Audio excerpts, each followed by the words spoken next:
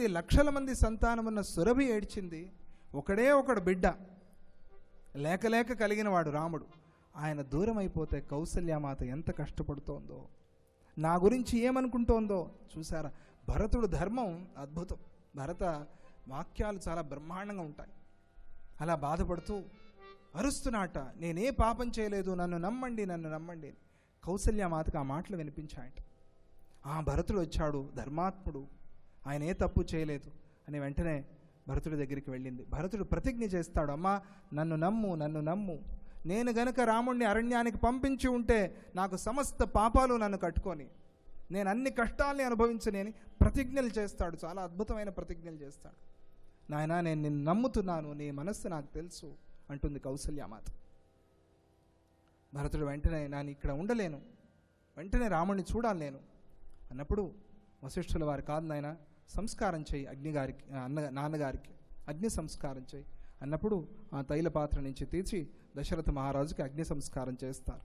చేసి వెంటనే భరతుడు అరణ్యానికి బయలుదేరేప్పుడు బ్రహ్మాండమైన వీధుల్ని వేయించి బయలుదేరుతాడు. ఎందుకని అంటే భరతుడికి నమ్మకంట, నేను ఎలాగైనా సరే రాముడిని తీసుకొస్తాను, రాముడు వచ్చేప్పుడు కష్టపడుతూ రాకూడదు, అరణ్యంలో వీధులు ఉండాలి, బ్రహ్మాండంగా రాజవీధుల్లో రావాలి మా అన్నగారు అని ఏర్పాటు చేశాడు. అంత నమ్మకంతో బయలుదేరాడు. ఆ సమయంలో హైవేలు ఎలా వేశారు, హైవేలు ఎలా నిర్మాణం అవ్వాలి, ఏమేమి ఉండాలి రోడ్లలో, ఇవన్నీ వర్ణన చేస్తారండి రామాయణంలో. అంత అద్భుతమైన రామాయణం అది.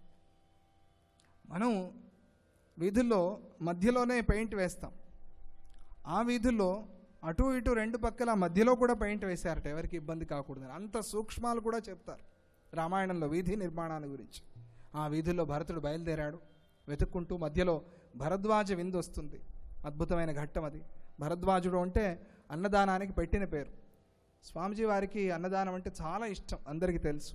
ఎందుకని అంటే స్వామిజీ వారి గోత్రం భరద్వాజ గోత్రం, అందుకనే స్వామిజీ కూడా అన్నదానం అంటే చాలా ఇష్టం. భరద్వాజ అంటే బిరుదుట ఆయనకి. ఏం బిరుదు అంటే భరత్ వాజ.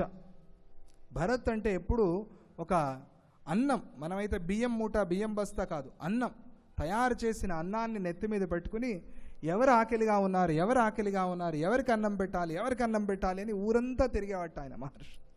వండిన అన్నాన్ని నెత్తి మీద పెట్టుకుని ఆకలిలో ఉన్న వాళ్ళకి అన్నదానం చేసేవాట.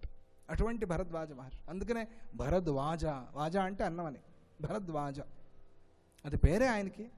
కానీ ఆ గోత్రంలో పుట్టాం కాబట్టి మనం కూడా మన ఇంటి పేరుని నిలబెట్టాలి, మన గోత్రాన్ని నిలబెట్టాలి, మన తల్లిదండ్రి తాతలు చేసిన గొప్ప పనులు మనం కూడా చేయాలి. అలా తెలియటం కోసం గోత్రాలని పెడతారు. ఏ గోత్రం అంటే మీది? మావిళ్ళ గోత్రం. ఆ మావిళ్ళ గోత్రం గొప్పతనం తెలుసుకోవాలి. పైడిపాల గోత్రం తెలుసుకోవాలి, ఏమిటి ఆ గోత్రం అని. గౌతమ గోత్రం తెలుసుకోవాలి, ఏమిటి గౌతమ మహర్షి ఏం చేశాడు. కశ్యప గోత్రం తెలుసుకోవాలి, కశ్యప మహర్షి ఏం చేశాడు. తెలుసుకుని మనం కూడా కొద్దిగా అలా ఉండటానికి ప్రయత్నం చేయాలి, లేకపోతే ప్రయోజనం లేదు. ఇంటి పేరు మర్చిపోకూడదు, తల్లిదండ్రి పేరు మర్చిపోకూడదు, గురువుల పేరు మరవకూడదు, గోత్రాన్ని మరవకూడదు. చాలా తప్పు, దోషం అది. అలా ఆ భరద్వాజ మహర్షి విందయింది. భరతుడు చిత్రకూటానికి సమీపానికి వెళ్తున్నాడు. రాముడు చిత్రకూటంలో ఉన్నాడు అని తెలుసుకున్నాడు భరద్వాజ మహర్షి వల్ల. చిత్రకూటానికి వెళ్తూ గొప్ప సైన్యం, ఆ సైన్యాన్ని దూరం నుంచి చూశాడు లక్ష్మణుడు. చూసి భరతుడు యుద్ధానికి వస్తున్నాడేమో, నా పరాక్రమాన్ని చూపిస్తాను, సైన్యాన్నంతా కూడా హతమార్చి నీకు రాజ్యాన్ని ఇప్పిస్తాను అన్నాడు రాముడితో. అప్పుడు రాముడు అన్నాడు, ఎందుకయ్యా నీకు ఇంత కోపం, ప్రతిసారి ఊరికే ఎగురుతూ ఉంటావు, అందరి మీద కోపం చూపిస్తూ ఉంటావు, నీకేమైనా రాజ్యం అంటే అంత ఇష్టం ఉందా? నాకేమో అనుమానం కలుగుతోంది నీ మీద. ఒకవేళ నీకు రాజ్యం అంటే చెప్పు, ఇష్టం అంటే చెప్పు, భరతుడికి చెప్పి నీకే రాజ్యాన్ని ఇప్పిస్తాను. నా మాట కాదనడు భరతుడు. అప్పుడు అవమానమైంది లక్ష్మణుడికి. ఎంత అవివేకంతో నేను మాట్లాడాను, రాముడు ఏ స్థాయిలో ఉన్నాడు, ఎలా ఆలోచిస్తున్నాడు అనుకుని తలదించుకుని, అన్నగారు మీరు ఎలా చెప్తే అలా చేస్తాను. భరతుడు వచ్చాడు అన్నగారి దగ్గరికి. పర్ణశాలలో అన్నగారు ఉన్నారు. చాలా అద్భుతమైన దృశ్యం అది. భరతుడిని చూడాలి అని రాముడు, రాముడిని చూడాలని భరతుడు. సౌభ్రాతృత్వం, భ్రాతృప్రేమ చూపించే కాండ ఇది. భరతుడు వచ్చాడు. రాగానే శ్రీరాముడు ఆ భరతుడిని ఆలింగనం చేసుకుని ఎలా ఉన్నావు అని అడుగుతూ 100వ సర్గాది అయోధ్యాకాండలు చాలా ముఖ్యం. మీరు కూడా ఎప్పుడైనా సమయం ఉన్నప్పుడు చదవండి. చాలా బ్రహ్మాండమైన సర్గ. దాన్ని కచ్చిత్ సర్గ అంటారు. కచ్చిత్ కచ్చిత్ కచ్చిత్ అని ఎలా ఉన్నావు ఎలా ఉన్నావు ఎలా ఉన్నావు అని అడుగుతూ ధర్మాలన్నీ చెప్తాడు. ఎలా ఉండాలి, ఎలా ఉండకూడదు, ఆ ధర్మాలన్నీ రాముడు చెప్తాడు. సర్గంతా అదే. సమాధానం చెప్పేందుకు అవకాశం ఇవ్వడు. అన్ని ప్రశ్నలు. అలా ఉన్నావా, ఇలా ఉన్నావా, ఇలా ఉన్నావా, ఇలా ఉన్నావా, ఇలా ఉండాలి, ఇలా ఉండాలి. అద్భుతమైన సర్గ. అలా అడిగాడు, ఎందుకు వచ్చావు, తండ్రి గారిని విడిచిపెట్టి ఎందుకు వచ్చావు, తండ్రి గారు ఎలా ఉన్నారు, జీవించి ఉన్నారా అని అడుగుతాడు. అప్పుడు భరతుడు తండ్రి గారి దేహాన్ని చాలించారని చెప్పాడు. వెంటనే రాముడు దుఃఖాన్ని తట్టుకోలేక ఆ ఇంగుది వృక్షంతో తయారు చేసిన, ఇంగుది ఫలాలతో తయారు చేసిన పిండాలతో పిండ ప్రదానం చేశాడు. తర్పణాలు విడిచాడు, జలతర్పణం చేశాడు. తండ్రి గారి కోసం ప్రార్థన చేశాడు. మళ్ళీ అందరూ పర్ణశాలకు వచ్చారు. అక్కడ భరతుడు రాముడిని ప్రార్థన చేస్తాడు, మీరే రావాలి రాజ్యానికి, నువ్వే రాజు ఎప్పుడైనా కూడా, నేను రాజుని కాదు, దయచేసి నాతో పాటుగా రా, అయోధ్యకి రా. రాముడు కాదంటాడు, ఎట్టి పరిస్థితులను రావటం వీల్లేదు, నీకు అయోధ్యని ఇచ్చారు, నాకు అరణ్యాన్ని ఇచ్చారంతే, ఇది కూడా ఆస్తే. రాముడు అన్నమాట, అరణ్యం కూడా ఆస్తే అంటాడు రాముడు. ఇంత కష్టమైన మాట అది, కలలో కూడా ఊహించలేని మాట. నేను అరణ్యాన్ని పాలిస్తూ ఉంటాను, నువ్వు అయోధ్యని పరిపాలించు అంతే. అప్పుడు వశిష్ఠుడు కూడా చెప్పాడు, పర్వాలేదు నాయన, రావచ్చు, నా మాట విను. తల్లి తండ్రి ఆచార్యుడు, ఈ ముగ్గురు చాలా ప్రధానం. తల్లి తండ్రి జన్మనిచ్చారు, కొద్దిగా చదువు నేర్పుతారు. ఆచార్యుడు సంపూర్ణ విద్యనిస్తాడు. కాబట్టి ఆచార్య స్థానంలో నేను చెప్తున్నాను, నాతో పాటుగా రా అయోధ్యకి. మీరు కూడా ఇలా మాట్లాడటం బాగలేదు, ప్రతిజ్ఞ దాటలేను కదా. సత్యం ధర్మం, సత్యమే ధర్మం, ధర్మమే సత్యం. నేను ముందు సత్య ప్రతిజ్ఞ చేశాను కాబట్టి దాన్ని మీరలేను, ఇదే ధర్మం. కాబట్టి మీరు ఇప్పుడు చెప్తున్నది కొత్త ధర్మం, నేను ముందు అనుకున్నది మొదటి ధర్మం, కాబట్టి దాన్నే ఆచరణ చేస్తాను.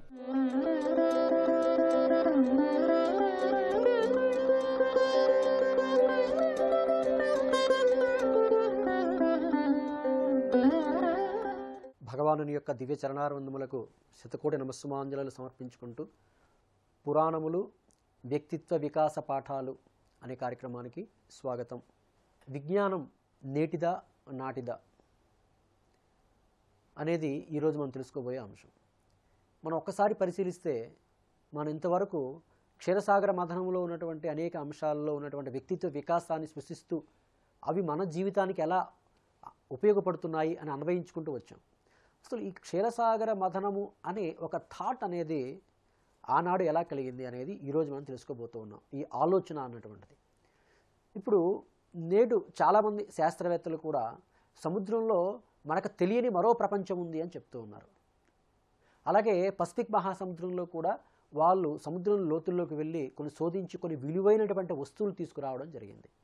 అంటే నేటి విజ్ఞానం ఏం చెప్తుందంటే, సముద్రంలో మరో ప్రపంచం ఉంది, మనకు తెలియని ప్రపంచం ఉంది, అందులో విలువైనటువంటి వస్తువులు సముద్రంలో ఉన్నాయి, వాటిని శోధించి మనం తీయగలిగితే వాటిని ఉపయోగించుకోవచ్చు అని.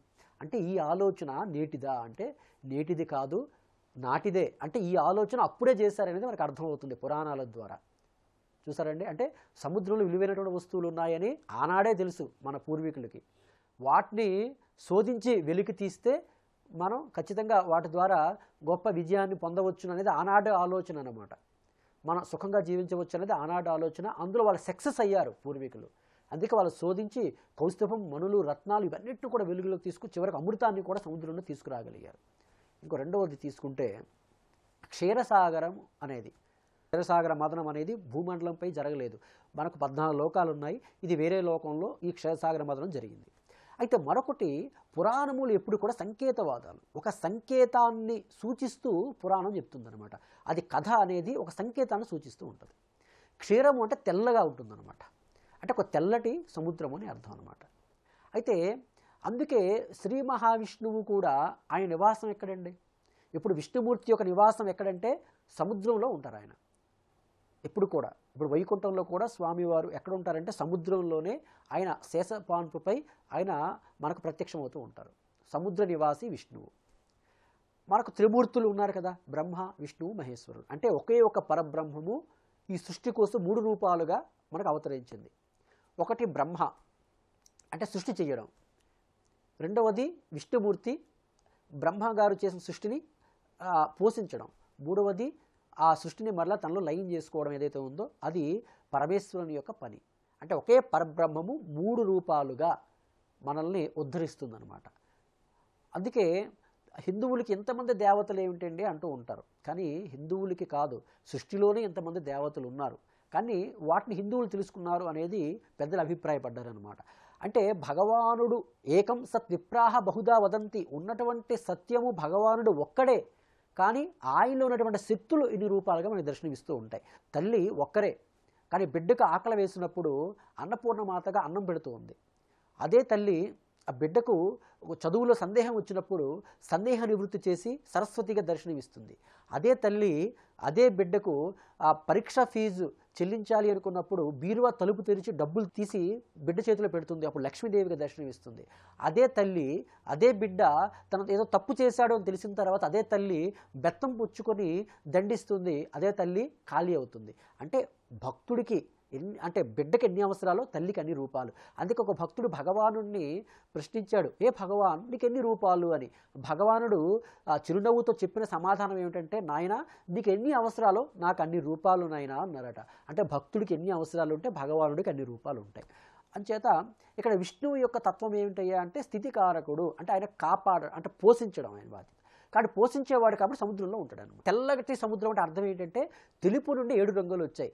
సర్ ఐజాక్ న్యూటన్ అనేటువంటి ఒక శాస్త్రవేత్త సూర్యుడిలో 7 కిరణాలు ఉన్నాయి, అంటే తెల్లదనం నుండి 7 కిరణాలు ఉన్నాయి అనేది ఆయన శాస్త్రీయంగా కనుగొన్నాడు ఆయన.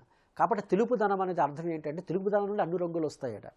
అలాగే సముద్రం నుండి సమస్తం వస్తుంది, పరిపాలన మొత్తం సముద్రం నుండి జరుగుతుందట. అందుకని తన సముద్రంలో ఉంటాడు శ్రీ మహావిష్ణువు. మరొక విషయం, ఈ యొక్క భూమండలంలో 3 వంతులు సముద్రం ఉంటుంది. రెండవది మనకు ఆహారం కూడా సముద్రం నుండి వస్తుందండి. ఎట్లాగో అనుకోవచ్చు, మనకు ఆహారం రావాలంటే వర్షాలు కావాలి, వర్షాలు వస్తేనే పంటలు పండుతాయి, మనం పంటలు పండించుకొని రకరకాలైనటువంటి పదార్థాలు స్వీకరిస్తాం. కానీ ఆ వర్షాలు కురవాలంటే ఋతుపవనాలు రావాలి, ఆ ఋతుపవనాలు సముద్రం నుండే వస్తాయి అనేది చెప్తూ ఉంది. సముద్రం నుండే ఋతుపవనాలు వస్తాయి. కాబట్టి భూమండలం పైనటువంటి సమస్త జీవరాశులను పోషించేది ఎవరండి? సముద్రమే కదా. కాబట్టి పోషక కారకుడు విష్ణువు, కాబట్టి ఆయన సముద్రంలో నివసిస్తాడనమాట. ఈ భూమిని వాతావరణాన్ని కూడా క్రమబద్ధీకరణం చేసేది కూడా సముద్రమేనండి. అప్పుడప్పుడు భూమి అతి వేడిగా అంటే అతి వేడెక్కిపోతున్నప్పుడు కూడా భూమి యొక్క వాతావరణం క్రమబద్ధీకరణ చేస్తూ ఉంది. అలాగే భూమిపై విడుదలవుతున్న విషవాయువులు ఏవైతే ఉన్నాయో వాటిని కూడా సముద్రమే పీల్చుకుంటూ ఉంది. అందుకే కొన్ని సందర్భాలు సునామీలు వస్తాయంటే దానికి కారణం అదే, భూమిపై విడుదలవుతున్న విషవాయువులు సముద్రమే స్వీకరించడం వల్లనే. ఈ రకంగా భూమి యొక్క తాపాన్ని అలా బ్యాలెన్స్ చేసుకుంటూ, అంటే దాన్ని అదుపు చేసుకుంటూ వస్తున్నటువంటిది సముద్రం అనమాట. అందుకే సముద్ర నివాసిగా శ్రీ మహావిష్ణువు దర్శనమిస్తారు అనేది ఇక్కడ అర్థమవుతుంది. ఇక్కడ ఎంత తత్వం అనేది మనకు కనబడుతుంది క్షీరసాగర మదనం ద్వారా. ఇకపోతే అంటే తెల్లదనం అనేది నిర్మలత్వానికి చిహ్నం. ఇప్పుడు మన శాస్త్రవేత్తలు కానివ్వండి, మహాత్ములు కానివ్వండి, గొప్ప గొప్ప ఆవిష్కరణలు చేశారంటే ఆ ఆవిష్కరణలు ఎక్కడొచ్చాయండి? ఇప్పుడు ఉదాహరణకి ఒక విమానాన్ని కనుగొన్నాడు ఒక శాస్త్రవేత్త అనుకుందాం, కానీ వేదాల్లోనే దానికోసం చెప్పబడింది అనుకోండి. సరే, ఒక శాస్త్రవేత్త విమానాన్ని కనుగొన్నాడు. అయితే విమానాన్ని తాను ఎలా కనుగొన్నాడంటే 2 సార్లు తను సృష్టించాడు ఆ శాస్త్రవేత్త. ఎట్లా అంటే ముందు తన మనస్సులో తను సృష్టించుకున్నాడు, తర్వాత బాహ్యంలో సృష్టించగలిగాడు. అంటే అర్థం ఏంటంటే ముందు మన మనస్సులో సృష్టింపబడాలి. ఆ మనస్సులో అది సృష్టింపబడాలి అనుకున్నప్పుడు మనస్సు ఎప్పుడు కూడా నిర్మలంగా ఉండాలి. ఉదాహరణకి భూమికి గురుత్వాకర్షణ శక్తి ఉంది అని చెప్పేది మన ప్రశ్నోపనిషత్తులో ఏనాడో చెప్పబడింది, భూమి గురుత్వాకర్షణ శక్తి ఉంది అని. కానీ వెలుగులోకి అంటే మన భూమి గురుత్వాకర్షణ శక్తి ఉంది అని చెప్పినటువంటి వాడు ఎవరయ్యా అంటే న్యూటన్ అంటాం. ఆయన ఎలా కనుగొన్నాడయ్యా అంటే మనకు చెట్టు నుండి ఒక యాపిల్ పండు పడుతున్నప్పుడు తను చూశాడు, ఎందుకు అలా ఆ పండు ఇలా నేల మీద ఎందుకు పడిపోతుంది అని ఒక ఆలోచన తట్టినప్పుడు తను భూమి గురుత్వాకర్షణ శక్తి ఉందని తెలుసుకున్నాడు. ఏమంటే ఆ యాపిల్ చెట్టు నుండి యాపిల్ పండు పడడం అనేది ఒక న్యూటనే చూశాడా? మనం చూడలేదా? లేకపోతే న్యూటన్ కంటే ముందు ఎవరు చూడలేదా? అంటే న్యూటన్ తండ్రి చూసుంటాడు, తాత చూసుంటాడు, అంతమంది చూస్తూ ఉంటారు. మనం చూస్తుండగానే ఒక మామిడి చెట్టు నుండి మామిడి పండు పడడం, మనం చూస్తుండగానే కొబ్బరి చెట్టు నుండి ఒక కొబ్బరికాయ పడడం ఎవరు చూడట్లేదు? అందరము చూస్తున్నాం. కానీ మనకెందుకు ఆలోచన రాలేదు? ఒకసారి ఆలోచించండి. న్యూటన్కే ఎందుకు వచ్చింది ఆ ఆలోచన? న్యూటన్ లాగా తన తండ్రి చూసుంటాడు, తన తాత చూసుంటాడు, న్యూటన్ స్నేహితులు చూసుంటారు, న్యూటన్ సహచరులు చూసుంటారు, కానీ వాళ్ళకి రాని ఆలోచన న్యూటన్కే ఎందుకు వచ్చింది? అంటే ఒక ఆలోచన. సృష్టి అంటే ఒక ఆలోచన అండి. ముందు ఒకటి మనం సాధించాలనుకున్నప్పుడు, లేదా కొత్త ఆవిష్కరణ చేయాలనుకున్నప్పుడు ముందు మన మనస్సులో అది రావాలి, ఆలోచన రావాలి. ఆ ఆలోచన ఎప్పుడు వస్తుందయ్యా అంటే మనస్సు అనేది నిర్మలంగా ఉన్నప్పుడు మాత్రమే ఆ ఆలోచన వస్తుంది. కాబట్టి ఎప్పుడు కూడా మన మనస్సు ఎప్పుడు నిర్మలంగా ఉంచాలన్నమాట. అందుకే తెల్లదనం సముద్రం అనేది, తెల్లటి సముద్రము, క్షీర సముద్రం అంటే అర్థం ఏమిటంటే తెల్లదనం పవిత్రతకి చిహ్నం. మన మనస్సు పవిత్రంగా ఉన్నప్పుడు అటువంటి ఆలోచనలు వస్తాయి. అందుకే ఎప్పుడు కూడా ప్రతిబింబం పడాలి అనుకున్నప్పుడు నీటిలో నీరు నిర్మలంగా ఉన్నప్పుడే ప్రతిబింబం పడుతూ ఉంది. నీరు ఎప్పుడు కూడా చెదిరిపోతున్నప్పుడు, కదులుతున్నప్పుడు మన రూపం కనిపించదు. కాబట్టి మన హృదయం కూడా నిర్మలంగా ఉన్నప్పుడే గొప్ప గొప్ప ఆలోచనలు వస్తాయి, గొప్ప గొప్ప విజయాలు మనం సాధించగలుగుతాము అనేది ఈరోజు ప్రధాన అంశం. హరి ఓం తత్సత్.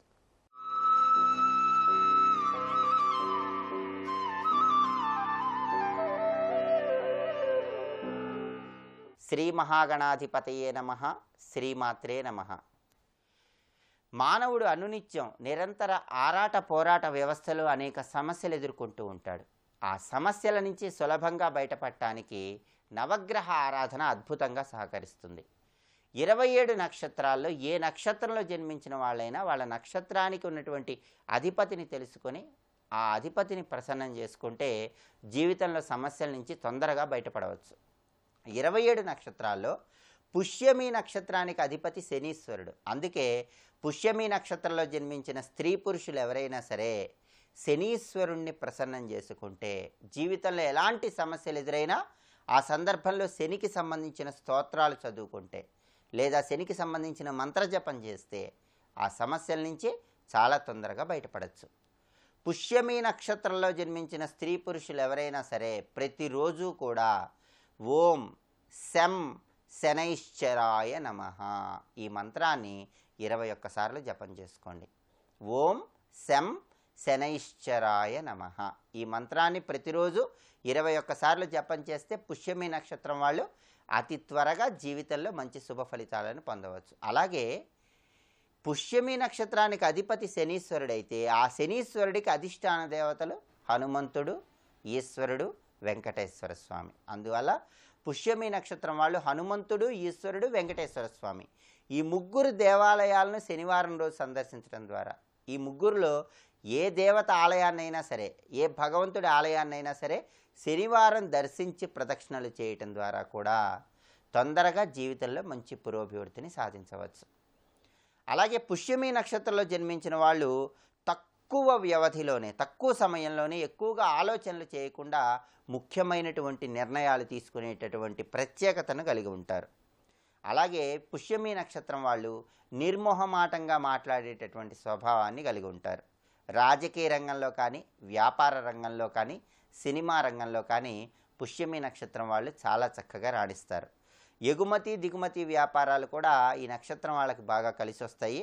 అలాగే ప్రజాసేవ చేసేటటువంటి వృత్తి ఉద్యోగాలకు ఎంపిక అయ్యేటటువంటి సూచనలు కూడా ఉన్నాయి. అంటే పుష్యమి నక్షత్రం వాళ్ళకి ప్రజా సంబంధాలు, స్నేహ సంబంధాలు చాలా ఎక్కువగా ఉంటాయి. ఆ ప్రజా సంబంధాల ద్వారా, స్నేహ సంబంధాల ద్వారా జీవితంలో పురోభివృద్ధిని సాధించాలంటే నవగ్రహాల్లో శనిని ప్రసన్నం చేసుకోవాలి. శనికి సంబంధించిన మంత్రం చదువుకోవాలి. ప్రతి శనివారం దశరథ శని స్తోత్రాన్ని కనీసం ఒక్కసారి చదవాలి లేదా వినాలి. శనివారం సంధ్యా సమయంలో మీ గృహంలో పడమర దిక్కులో దీపాన్ని వెలిగించాలి. ఇలా చేస్తే శని ప్రసన్నుడవుతాడు. పుష్యమి నక్షత్రం వాళ్ళు తొందరగా మంచి పురోభివృద్ధి సాధిస్తారు. అలాగే వీలైతే ఈ పుష్యమి నక్షత్రం వాళ్ళు శనివారం పూట నువ్వుల నూనెతో అభ్యంగన స్నానాన్ని ఆచరించండి. నువ్వులంటే శనీశ్వరుల వారికి ప్రీతిపాత్రం కదా. నల్ల నువ్వులు నవగ్రహాల్లో శనికి ప్రియం. అందువల్ల శని అనుకూలత కలగాలంటే, శని అనుగ్రహం కావాలంటే, శనిని ప్రసన్నం చేసుకోవాలంటే, శని దోషాలు తొలగిపోవాలంటే పుష్యమి నక్షత్రం వాళ్ళు శనివారం పూట శనికి ప్రియమైనటువంటివి నువ్వులు కాబట్టి నువ్వుల నూనెతో అభ్యంగన స్నానం చేయండి. అలా చేస్తే శని అనుకూలిస్తాడు, విశేషమైన శుభ ఫలితాలు కలుగుతాయి. అలాగే ఎప్పుడైనా సరే దేవాలయానికి వెళ్ళినప్పుడు ఈ పుష్యమి నక్షత్రం వాళ్ళు మీ గృహం దగ్గర నుండి దేవాలయం వరకు నడిచి వెళ్ళినట్లయితే తొందరగా జీవితంలో పురోభివృద్ధి సాధించవచ్చు. దానికి కారణం ఏంటి అంటే నవగ్రహాలలో శనీశ్వరుడికి నడక అంటే ఎంతో ప్రీతిపాత్రమని పురాణాల్లో వివరించారు. ఎక్కువగా నడిచే వాళ్ళ మీద శని దోషాలు పనిచేయవు. శని ప్రభావం చెడు స్థాయిలో ఉండదు. శని అనుకూలిస్తాడు. శని అనుకూలించాలంటే శనికి నడకంటే ప్రీతిపాత్రం కాబట్టి ఎక్కువగా నడుస్తూ ఉండాలి. అందువల్ల దేవాలయానికి వెళ్ళేటప్పుడు పుష్యమి నక్షత్రం వాళ్ళు నక్షత్రానికి అధిపతి శని కాబట్టి నడిచి దేవాలయ సందర్శనం, మీకు దగ్గరలో ఉన్న దేవాలయం ఏదైనా సరే మీకు దగ్గరలో ఉన్నది, నడిచి ఆ దేవాలయానికి వెళ్ళండి. అలా వెళ్తే కూడా తొందరగా శని ప్రసన్నుడై జీవితంలో పురోభివృద్ధి సాధించవచ్చు. అలాగే శనివారం రోజు నువ్వులతో తయారు చేయబడినటువంటి పదార్థాలు మీ చేత్తో ఎవరికైనా పంచిపెట్టండి. అలా చేస్తే కూడా నవగ్రహాల్లో శనిని సులభంగా ప్రసన్నం చేసుకోవచ్చు. అలాగే ఎప్పుడైనా సరే ఒక్కసారి గోధుమలు, బియ్యము, బార్లీ గింజలు, చెరకు వీటిని శివాలయంలో వేద పండితుడికి మీ చేత్తో దానం ఇవ్వండి. ఎప్పుడైనా సరే ఒక్కసారి సోమవారం పూట శివాలయంలో గోధుమలు, బియ్యము, చెరకు, బార్లీ వీటిని మీ చేత్తో దానం ఇస్తే ఎలాంటి గ్రహదోషాలున్నా సరే ఆ గ్రహదోష తీవ్రతను తగ్గింపజేసుకోవచ్చు. అలాగే ఉపవాసం ఉండాలని భావించినట్లయితే ఈ పుష్యమి నక్షత్రం వాళ్ళు బుధవారం రోజు ఉపవాసం ఉండండి. ప్రతి బుధవారము కూడా ఉపవాసం ఉండి ఇష్టదేవత ఆరాధన చేస్తే పుష్యమి నక్షత్రం వాళ్ళకి చాలా తొందరగా కలిసి వస్తుంది. అలాగే మంత్ర జపం పరంగా శని మంత్రంతో పాటుగా శివ మంత్రాన్ని కూడా జపించుకోండి. ఓం నమ శివాయ పంచాక్షరి మంత్రం జపించుకున్నా, ఓం నమో భగవతే రుద్రాయ అనే రుద్రమంత్రాన్ని జపించుకున్నా కూడా పుష్యమి నక్షత్రం వాళ్ళకు జీవితంలో చాలా తొందరగా కలిసి వస్తుంది. ఇలా శని మంత్రం జపించుకోండి, శివ మంత్రం జపించుకోండి, శనికి ప్రియమైన విధి విధానాలు పాటించండి, బుధవారం ఉపవాసం ఉండండి, తొందరగా జీవితంలో మంచి పురోభివృద్ధిని సాధించండి. సర్వే జనాః సుఖినో భవంతు. స్వస్తి.